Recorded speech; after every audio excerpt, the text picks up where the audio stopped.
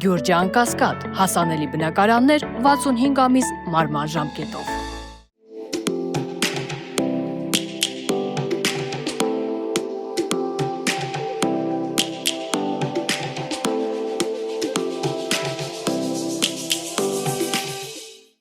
Բարև ձեզ, Փաստինֆոյի եթերում հարցազրույցն է, տաղավարում ես այսօր զրուցելու եմ հանրային գործիչ, տնտեսագետ, բլոգեր Սամվել Աշոտյանի հետ։ Սամվել, բարև ձեզ։ Բարև ձեզ։ Շնորհակալ եմ իմ հրավերն ընդունելու համար։ Ես եմ շնորհակալ հրավիրելու համար։ Սամվել,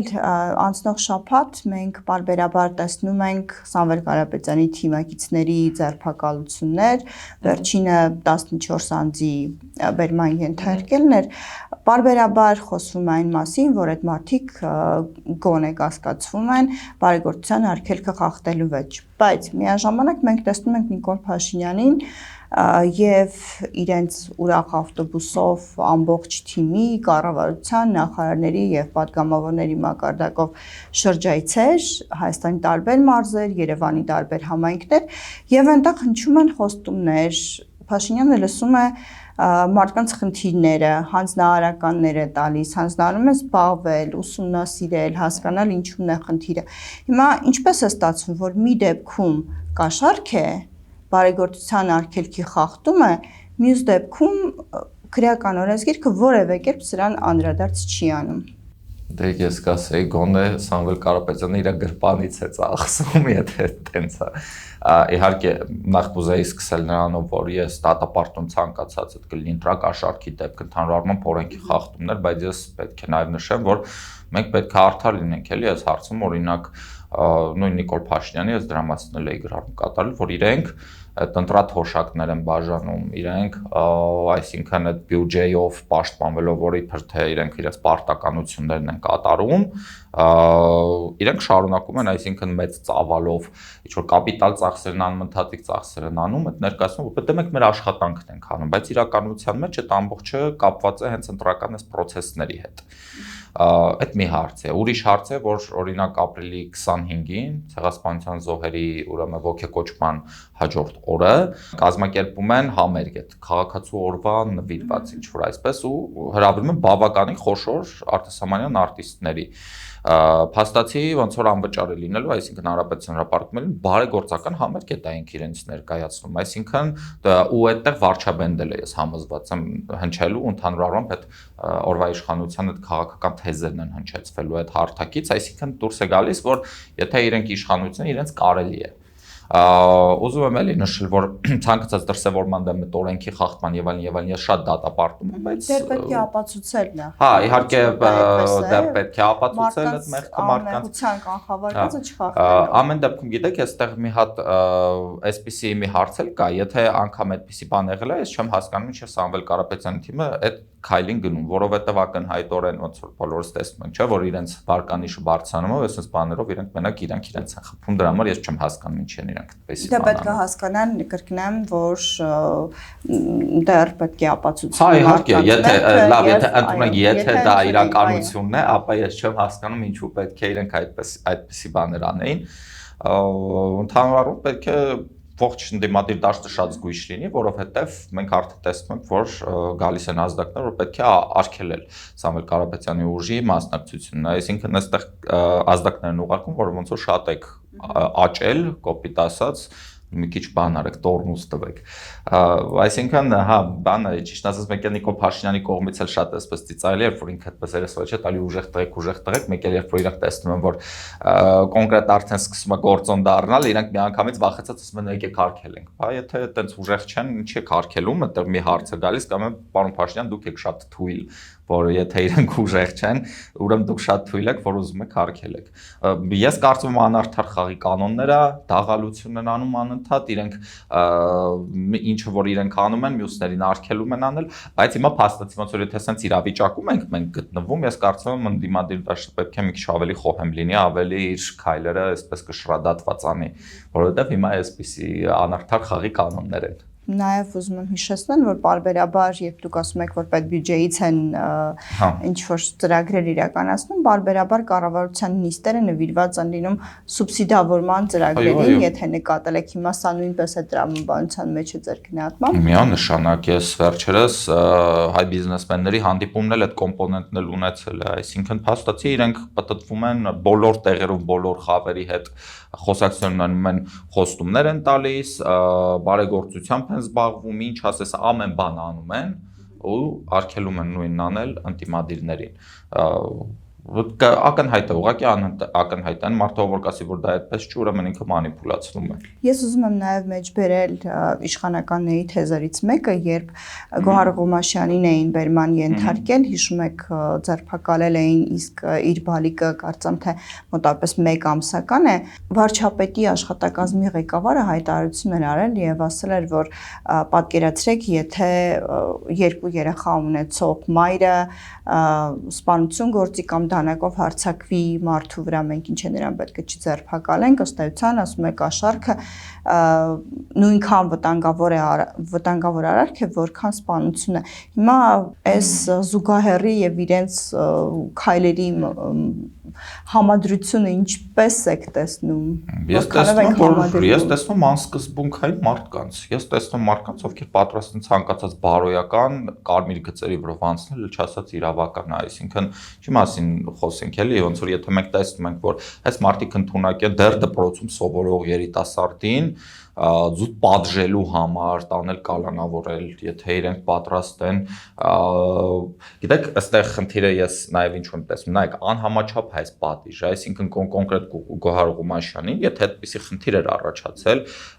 ինչի են բերման ենթարկում, այլ ոչ թե օրինակ հրավեր ուղարկել, կարող է չգնար այդ աղջիկը այնտեղ ինչ էր անելու, փախնելու էր երկրից, ինչ պետք է աներ։ Հրավերն ուղարկեիք, մարդուն ուղղակի այս ամեն ինչ այնքան ակնհայտ է, որ սա ճնշման մասն է, այսինքն իրենք վախեցնում են, իրենք ուզում են մարդկանց մեջ այդ վախի մթնոլորտը առաջացնել ու այդ շոուներով բերման ենթարկելու եւ այլն, որովհետեւ եթե կա խնդրահարույց արարք, ինչի չեք հրավիրում, ինչի հրավերը չեք ուղարկում, այդ մարդը քաղաքակիրթ ձևով գար, այդ ցուցմունքները տար, չգիտեմ, մնացած գործընթացներն աներ ու գնար։ Այսինքն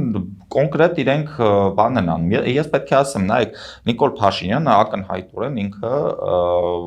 հաճախակի այսպես ինչ-որ խոճապահար իրավիճակներում է հայտնվում, որովհետև ինքը լինելով այսպես էմոցիոնալ, անձնավորություն շատ էմոցիոնալ ու ինքը չի կարողանում իր էմոցիաները կառավարել շատ հաճախ։ Ու երևում է, որ ինքը այնպես չի, որ ինչ-որ դերասանություն անում, ինքը իրոք այսպես խոճապի մեջ է երբեմն հայտնվում։ Երբ որ իրենք տեսնում որ կամ մի ուժ, որ թեկուզ մի փոքր հնարավորություն ունի այդ իշխանությունը իրենցից վերցնելու կամ ժողովուրդը կա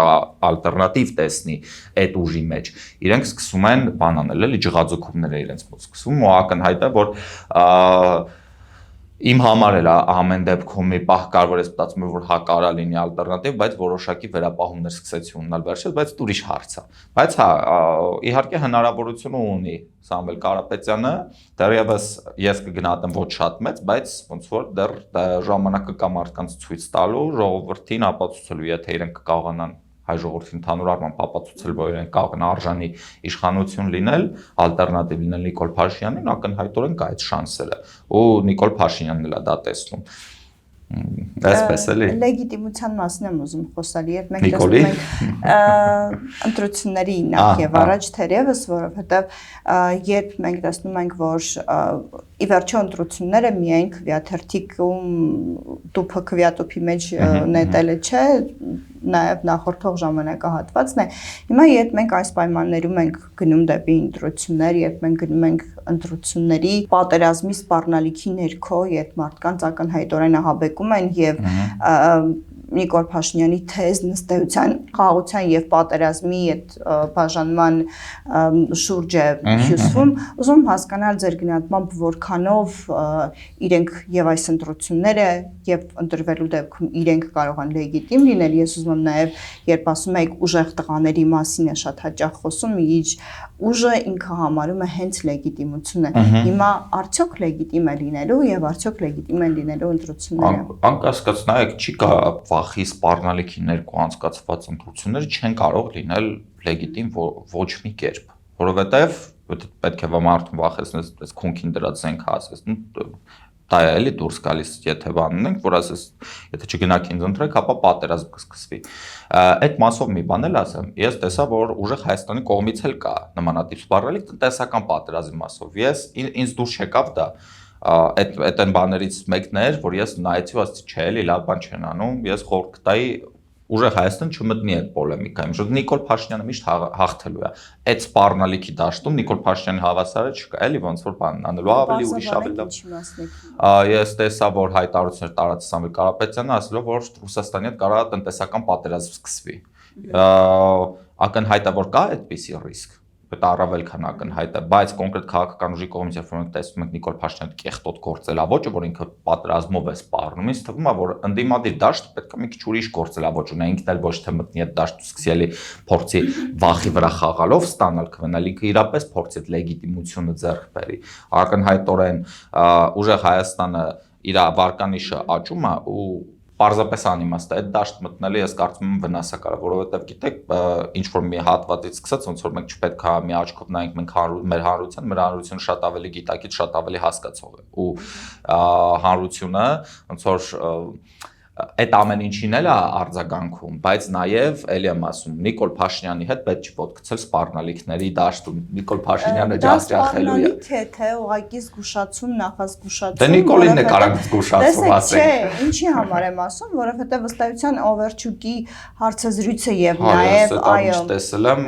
շատ մտահոգիչ է։ Այո, ըստ էության հենց դրա նախերգանքն է եւ դրա մասին է վկայում։ Բայց մենք այդ նույն ձևով կարանք ասենք Նիկոլ Փաշինյանը զգուշացում է Ադրբեջանի մասով, որտեղ մենք Ալիևի խոսույթն ենք տեսնում։ Չէ, ես համոզված եմ, որ այդ ամենալավ տեղը չի, որ այդ ամենալավ ուղին չի, որով կարելի է գնալ, որովհետեւ շատ որովհետեւներ կան։ Կարծում եմ, որ կլինեն կոնկրետ ուժեղ Հայաստանի մարդիկ կլինեն, ովքեր որ կհամաձայնեն այդ մտքի հետ, սպառնալիքի բանով գնալը լավ ուղի չի։ Մանավանդ որ մենք այսօրվա դրությամբ ոնց որ նայեք ես sense ասեմ ես պատրանքներ չունեմ որ Նիկոլ Փաշինյանը այս փուլում հեռանալու է ես չեմ տեսնում այդ հնարավորությունը գոնե թե այս փուլում ինքը իր վերարտադրությունը համար շատ կարևոր է հիմա ինչն է օրինակի համար ինչ պետք է լինի մեր գերնպատակ որ հնարավորինս ընդդիմադիրները լավ դիրքեր ունենան ազգային ժողովում որովհետև այդ է հիմքը ստեղծելու որ հետագայում հնարավոր լինի փոփոխություններ իրականացնել այս պահի դրությամբ գոնե թե այս պահի դրությամբ ես տեսնում որ Նիկոլ Փաշինյանն առաջատար է ու ասել որ մարդկանց որ գիտեք ինչ կա մենք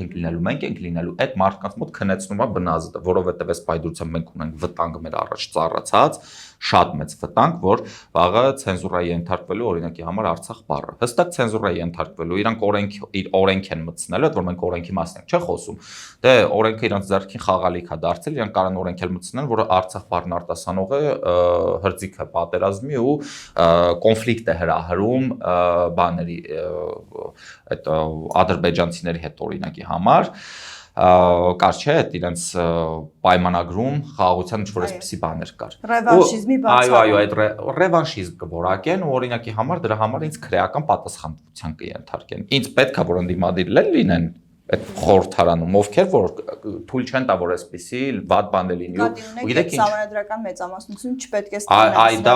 որևէ կերպ չպետք է ստանան իրենք սահմանադրական մեծամասնություն մի բան էլ ասեմ ես ճիշտ ասած հիմա շատ մտահոգիչ որ ես տեսնում եմ ազգային ժողովում երեք տեսա ընդդիմադիր պատգամներից մեկը որ ներս է մտնում ու Նիկոլ Փաշինյանը ինչ որ ներս է մտնում դուրս է գալիս Նիկոլ Փաշինյանը ասում է այս ինչ շարժումներ պտույտներ են անում պատասխանում են Ռուբեն Ռուբենյանը այսպես ծաղրական շատ ծաղրական ձևով ասում է բան գալիս է ներկա լինում որ աշխատավարձ ստանան ու այս բաներ են էլի անում ծաղրում են կոնկրետ ընդդիմադիրների մոտ հարց է առաջանում բան ընդդիմադիրները եթե իրենց աթոռները դատարկ են այս պահի դրությամբ ինչի համար են իրենք գնացել այնտեղ որն է իրենց ֆունկցիան ընդհանուր առմամբ ես ուզում եմ ընդդիմություն որ թեկուզ եւ Նիկոլ Փաշինյանը շատ ցավոք սրտի ինքը վերարտադրվի այդ ընդդիմությունը այնտեղ նստած իրան օր ու արև չտա նախ եւ առաջ անընդհատ հարցեր բարձրացնի երկրորդը հարկատուների միջոցներով ուղակի աշխատավարձ չստանա այս փուլում իրենք նույնիսկ մանդատ դնելու իրավունք էլ չունեն այսինքն ընտրություններից դե ժամանակ օր ու արև իրանք պետք է դնեին բայց երբ որ սրբազան շարժումներ տեղի ունենում ամբողջ ազգի իրենցից պահանջում ասում էր վայր դրեք մանդատները իրանք մանդատները ասես ձիգ գրկած նստած էին մի հատ էլ բան է ինչ որ Նիկոլ Փաշինյանի իշխանությունն էին մաշեցնում իսկ այսօրվա դրությամբ մենք ենք մաշվել Նիկոլ Փաշինյանը համ իրանց համ աշացրել, ձեռի հետ մեզ էլ աշացրել։ Այսինքն այստեղ մի հատ իրավիճակ է գալիս, որ նայեք, հստակորեն ընդդիմությունը ուներ շանս իշխանություն վերցնելու, որովհետև ազգային ժողովում գտնվելը արդեն իսկ քո համար ամենալավ շանսն է քեզ ցուցաբերելու, որ ժողովուրդը սկսի տեսնել ալտերնատիվ։ Իրենք այդ ամբողջը իրենք ձախողել են Նիկոլ Փաշինյանի հեռացումը, իրենք ձախողել են որպես ալտերնատիվ իրենց դիրքը հաստատելը։ Այս պարագայում հաջորդ ուժերը, որոնք կգտնվեն ազգային ժողովում, որտեղ ես տեսնում եմ, որ հստակորեն ուժեղ Հայաստանը լինելու է, Գագիկ Ծառուկյանի մասով չգիտեմ հնարավոր է լինի, ես անկեղծորեն ես հույս ունեմ, ես կցանկանայի տեսնել նաև Թաթոյանենց ուժին, միասնության թևերին էլ ազգային ժողովում, այսինքն այս ուժերը, որոնք կգտնվեն ներսում, էտա որոշելու, որն է լինելու հաջորդ իշխանությունը, այսինքն հաջորդ իշխանությունը ձևավորելու է ներսի ուժերից կամ միասին ինչ-որ կոալիցիայով, կամ ինչ-որ մեկը առանձին, դա արդեն հարց է։ Այդ առումով կարծում եմ, որ դրա համար պետք է ամեն ինչ անել, որ հայ ազգին ապացուցել, որ արժանի, որտեղ հայ ազգի աշկը վախեցած է, ակնհայտորեն, այսինքն իրենք չեն ուզում իրենք չասենք, մենք չենք ուզում հստակորեն Նիկոլ Փաշինյանի վերարտադրություն, չենք ուզում Նիկոլ Փաշինյանին, բայց մենք նաև մտահոգվենք ենք, վախեցած ենք, որ կարող է նախկին բարքեր վերադառնալ։ Հիմա այս պահի դրությամբ պետք է լինի ընդդիմության գերնպատակ ապացուցելը, որ իրենք ոչ միայն այդ նախկին բարքեր հետ չեն բերելու, այլ նաև սրանց ազատվելով, այլ նաև մենք պրոգրես ենք տեսնելու, ընդհանուր առմամբ իշխանությունը եկող լինելու է հայակենտրոն ու Հայաստանակենտրոն, այսինքն առանց հայացք ուղղելու ինչ-որ աշխարհաքաղաքական կենտրոնի ու սпасելու այնտեղից հանգի մեր շահերով առաջնորդվող, որ մեր շահը կսպասարկի, հենց մերը, ոչ ուրիշի պրիզմայով չնայի, էլի մեր շահին, հենց մեր շահի տեսանկյունից նայի, բոլորի հետ աշխատանք տանի ու վերջիվերջո ոնց որ ամենահասրակ, չգիտեմ, տաքսու վարորդից սկսած մինչև այն ակադեմիկոսում այդ հարցնում ես, ասում են եղբայր մենք ուզում ենք մեր շահը ներկայացնող, բոլորը հայամետ են ուզում։ Դե եթե այդպես է, ինչու եք կարծում, որ Փաշինյանն ամեն դեպքում վերարտադրվելու է։ Որովհետև այդ վատագույնի ընտրությունը, երբ որ գալիս, ես չեմ ասում, որ այնտեղ Նիկոլա համաձայն եք նախկիների եւ ներկաների միջև չի, այ հիմա կա այդ այլ։ Ես համաձայն եմ, բայց այստեղ խնդիրը նրանում չի, որ նախկիների ու ներկաների մեջ չի ընտրությունը, խնդիրը նրանում է, թե ինչքան համոզիչ է Նիկոլ Փաշինյանը ցույց տալիս, որ գիտեք ինչ կա, օրինակ Թաթոյանը Սերժի մարդն է, ինչքան համոզիչ ենք ցույց տալ, գիտեք Սամվել Կարապետյանը Քոչարյանին է տալու իր ձայները, հասկանում եք։ Այս ամեն ինչը խնդիրը նրանում չէ, տենց է, թե չէ, ակնհայտ է, որ այդ տենց չի։ Հիմա տեսեք, չի ստացվում, որ ինքը կարա համոզիչ, եթե համոզիչ ինքը ապացուցեց դա, այսինքն ոչ թե ապացուցեց, համոզեց մարդկանց, իսկ հակառակ կողմից էլ չկարողացան հակառակն ապացուցել, որ չէ, այսպիսի բան չկա։ Դուրս է գալիս, որ ոնց որ հիմա մենք post իրականության շրջանում ենք, էլի ապրում, կարևոր չի ինչն է իրականություն, կարևորը ինչն է մեզ մատուցում։ Շատ լավ, հիմա այդ դեպքում, երբ ասում եք Նիկոլ Փաշինյանը շատ լավ կարողանում է ներկայացնել, որ ուժեղ Հայաստանը ձայները տալու է Քոչարյանին, Թաթոյանը Սերժի մարդն է եւ այլն, այս խոսույթը բնականաբար այո հասարակության մեջ եւ նաեւ ընդդիմության մեջ ներդրել է Նիկոլ Փաշինյանը եւ ըստ էության երբ որ ընդդիմության այդ ոչ թե մեկ ցուցակով այլ գոնե միասնական որոշակի հարցերի շուրջ աշխատելու հնարավորությունը ընդդիմությունը սկսում է բացառել չի ստացվում որ ընդդիմությունը սկսում է խաղալ Նիկոլ Փաշինյանի խաղը Հայաստան դաշինքը հրավիրել է Իշխան Սաղաթելյանը հրավիրել է մեծ հանրահավաքի ընդդիմության միասնական հանրահավաքի եւ առայժմ գոնե ուժեղ Հայաստան կուսակցությունից արձագանք չկա այդ հանրահավաքին մասնակցելու են թե ոչ այսինքն խոսքը ոչ թե միասնական ցուցակով այլ որոշ հարցերի շուրջ միասին գործելու մասին է։ Դուք պատկերացնում եք Նիկոլ Փաշինյանն ինչ հաճույքով է վերցնելու միասնական այդ հանրահավաքի կադրերը ու ասի այդ տենում եք այ մենք որ ասում ենք որ Քոչարյանին են ձայները տալու։ Բայց այդպես խաղում է, չէ, Նիկոլ Փաշինյանի խաղը։ Նայեք, ամեն ինչ այդքան միանշանակ չի, ամեն ինչ այդքան միանշանակ չի, երբ որ օրինակի համար մենք սկսում ենք խոսել, ասում են ամենուրեք Նիկոլ Փաշինյանի օրակարգն է ու ինքն է օրակարգը թելադրում, նայեք, օրինակի համար ես շատ հաճախ վերցնում եմ իրանց օրակարգը ու իրանց դեմ եմ թեքում, դա այդպես է աշխատում, որովհետև խաղի կանոնները ուզենք թե չուզենք, իշխանությունն է գրում մեծամասամբ, ընդդիմությունը կարա որոշակի փոփոխությունների ենթարկի, կարա երբեմն վերցնի այդ օրակարգը, բայց մեծամասամբ օրակարգը իշխանության ձեռքերում, որովհետև ամենամեծ ռեսուրսն է իրանք են տիրապետում ընդհանուր առմամբ ամբողջ այդ համակարգը իրանց ձեռքում է գտնում, այնպես որ խաղի կանոնները իրանք են մեծամասամբ թելադրում։ Այդ իրավիճակում մեր ընդդիմության խնդիրը հենց դա չի արդյոք։ Նաև դա է, բայց մեր ընդդիմությունը կարա շատ լավ հենց այդ խաղի մեջ հենց խաղի մեջ մտնելով կարա օգտագործի գրած իսկ իշխանությանից գրած խաղի կանոնները իր դեմ օգտագործի։ Ինչի չի անում դա։ Շատ տարբեր մեթոդներ կա դրա համար։ Հիմա ես այն եմ ասում, որ մենք չենք կարա հստակորեն ու ասել, որ եթե ընդդիմությունը մի ճակատով գնա, ինքը կհաղթի, ընդդիմությունը մի ճակատով գնա, այդ ճակատը խփելու է մի հատ հաստ պատիկ ջարդվի, որովհետև ընդդիմության մեջ։ Ես դրա համար եմ ասում, միասնական ցուցակի մասին չէ խոսքը որոշ հարցերի շուրջ միասնաբար աշխատելու մասին է։ Ես կարծում եմ, որ ոչ, պետք չի հիմա միասնաբար աշխատել, այս պահի դրությամբ այդ միասնական աշխատանք, երբ որ ես ասում եմ, որ ինչքան համոզիչ իրանք կապացուցեմ դա, հենց դրա մասին է, որովհետև եթե իրանք միտեղ հայտնում են իրար այդ անգամ իրար հետ շփման ժամանակ երևի որ բան անեն, մի հատ նկար անեն, վերջ գնացելի ամբողջ ռոպագանդան լցվելու է այդ գործին։ Այս առումով ոնց որ պետք է շատ զգույշ աշխատել ու չգիտեմ, ինձ թվում է ընդհանուր առմամբ Հայաստան դաշինքը չպետք է այս ընտրություններին մասնակցել։ Այդ իմ համոզմունքն է, որովհետև Հայաստան դաշինքը այս պահի դրությամբ հիմնականում եթե մենք նայենք Նիկոլ Փաշինյանի ուղերձները, մենք տեսնում ենք, չէ, անընդհատ այդ ուղերձների մեջ Ռոբերտ Քոչարյանի անունն է պտտվում։ Այսինքն այդ իրավիճակում ոնց որ պետք է adekvat լինել, պետք է ընդունել իրականությունը, ամենայն հարգանքով Հայաստան դաշինքի նկատմամբ, բայց Հայաստան դաշինքը բոբոյա դառը Նիկոլի ձեռը, որով ինքը վախեցնում է ժողովրդին։ Էլի վերադառնալու ենք այն բանին, որ Նիկոլ Փաշինյանը ստացվելու էր, եթե այդպես լիներ, Նիկոլ Փաշինյանը Ռոբերտ Քոչարյանին թելադրելու էր իր խաղի կանոնները, եւ Ռոբերտ Քոչարյանը հրաժարվել է մտնել այդ խաղի կանոնի մեջ։ Ես չէի կապի այդ երկու բաները իրար հետ։ Ինչու՞։ Ինչով է, օրինակի համար այդ շարժումները անդադ որ իրենք սկսել են, ես պետք է մենակ առանձնացնեմ այդ ամեն ինչից Բագրատ Սրբազանի շարժումը, որ ինքը բնույթով այլ էր, բայց այդ մյուս շարժումների ժամանակ միշտ նույն մարդիկ են գնացել, միշտ նույն պահանջներով, այսինքն փաստացի հանրության լայն շերտերին չի հասել այդ պահանջը չի ձևավորվել, որ հասնի հանրության լայն շերտերին, մյուս կողմից էլ որ նայում ենք օրինակի համար չգիտեմ, իմ մոտ տպավորություն կա, որ ոնց ասեմ, այս ամբողջը իրանք եկել են այդ տպավորությունը չէ, այդպես է դուրս գալի, իրանք եկել են ազգային ժողով, հստակորեն մենք տվել ենք իրենց այդ մանդատը, որ իրանք գնան այդ փոփոխություններն անեն, չէ՞։ Այս ես չեմ տվել իրականում իմ տված ձայնը փոշիացվել է, միշտ փոշիացվել է տված ձայնը, այս տարի կփորձեմ այս անգամ ավելի խոհեմ գտնվեք։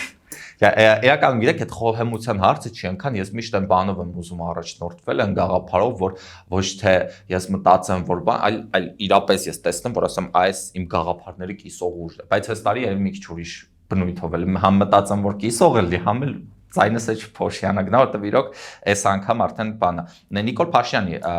վարկանիշի մասով։ Ես կարծում եմ, որ 21 թվին ու այս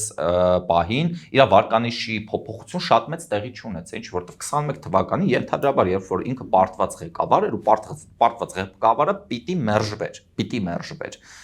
Ինքը փաստացի ստեղծելով այնպիսի իրավիճակ, որ մարդկանց թերահավատություն ընտրությունների նկատմամբ մյուս կողմից էլի պատերազմով սպառնալիք, մյուս կողմից շոկի մեջ էր հանրությունը, շատ ծանր շոկի մեջ էր ու ինքնության ճգնաժամը մեր մոտ այդ պահին է սկսվել, ամենախորը իրավիճակներ։ Այդ պայդրությամբ ինքը լինելով հմուտ մանիպուլատոր կարողացավ վերարտադրվի, հետո էլ մասնակցությունն էլ իրականում 50% մասնակցությունից կարծում եմ շատ ցածր ցուցանիշ է։ Օրինակ մենք տեսանք Վիկտոր Օրբանը հենց բարձր մասնակցության շնորհիվ հեռացավ։ Հիմա դրա համար այս տարի մենք պետք է հնարավորինս բարձր մասնակցություն կարողանանք բանանել ապահովել։ Օրինակ եթե իմ վիդեոներն եք, ես միշտ ասում եմ գնացեք ընտրության։ Իմ ուղերձը հստակ է։ Ժողովուրդ ջան, գնացեք ընտրության, մի հոգու ձայն մի տվեք, կոնկրետ մեկին ձայն մի տվեք, ում ուզում եք տվեք։ Ոնց որ գնում եք ընտրության, մեր հերոստատողները կարծում եմ հաստատ գնալու են, բայց ամեն դեպքում ես իմ էջը կգցեմ երևի այդպես մի քիչ նեյտրալներ եկան էլի ինձ նայով որ պատճառանում ժողովուրդ ջան գնում եք ընտրության, քվե չեք տալիս Նիկոլ Փաշինյանին, մնացած ում ուզում եք քվեք տալիս։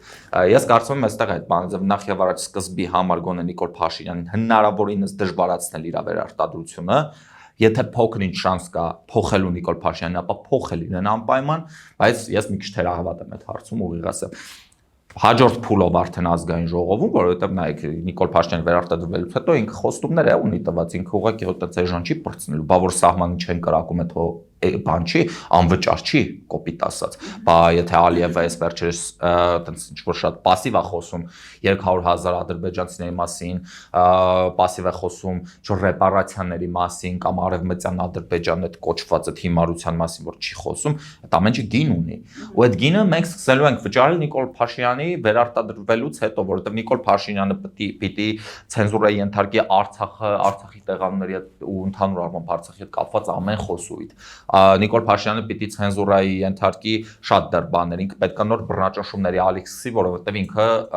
խոստում է տվել հանձնելու Տիգրանաշենը, ինքը խոստում է տվել փոխելու սահմանադրությունը, հեռացնելու անկախության հռչակագիրը, ու այս ամեն ինչ ինքը շատ ծանր գործ է իր վրա վերցրել Նիկոլ Փաշինյանը, ու եթե հիմա արդեն հանրության լայն շերտերի մոտ էլ արդեն կասկածը կա, չէ, որ կարող է սյոտիկ էս իրոք Ադրբեջանի մարդն է, կարող է ամեն դեպքում ինքը բան, որովհետև մի պահ մարդկանց ինչ ասում են, դե ոնց կարա դավաճան լինի, ոնց կարա սրա մարդ լինի, ոնց կարա եւ այլն, հիմա ինչ որ մարդիկ սկսել են մի քիչ կասկած ընկել է մեջներ, այդ կասկածի ворթ ընկել է։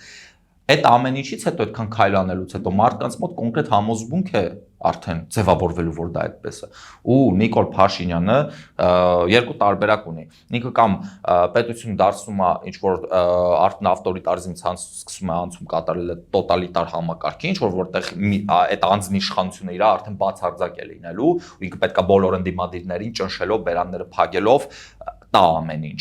Այդ տարբերակն է, որ մենք ունենալու ենք։ Ու ինքը ոնց ասացի էլի մեր կենսական շահերն է հանձնելու։ Հիմա դրա համար ո՞րն է իմ նպատակը։ Հնարավորինս ուժեղ, հնարավորինս կենսունակ, հնարավորինս պրոֆեսիոնալ ընդդիմություն մտցնել այդ ազգային ժողովը, որը ոչ թե աթոռը ազատ կթողնի, բաց կթողնի ու հարցեր չի տա Նիկոլ Փաշինյանն, վաղը մյուս օր որ ինձ տանեն փակեն, ես իմանամ այն ազգային ժողովում պատգամավորներ կան, որոնք իմ համար կռիվ կտան, ոչ որպես Սամվել Աշոտյան կամ չգիտեմ իրանց ընկեր կամ եւ այլն, որպես Հայաստանի Հանրապետություն քաղաքացի, որպես հանրային գործիչ ու որպես իրենք պատգամավոր, ովքեր հասկանում են իրենց առաքելությունը ապահովելու Հայաստանի Հանրապետություն քաղաքացիների ազատ խոսքի իրավունքը։ Շնորհակալ եմ։ Ես եմ շնորհակալ։ Զրույցի համար հիշեցնեմ, զրուցում էի հանրային գործիչ Սամվել Աշոտյանի հետ։ Շնորհակալություն մեզ հետևելու համար։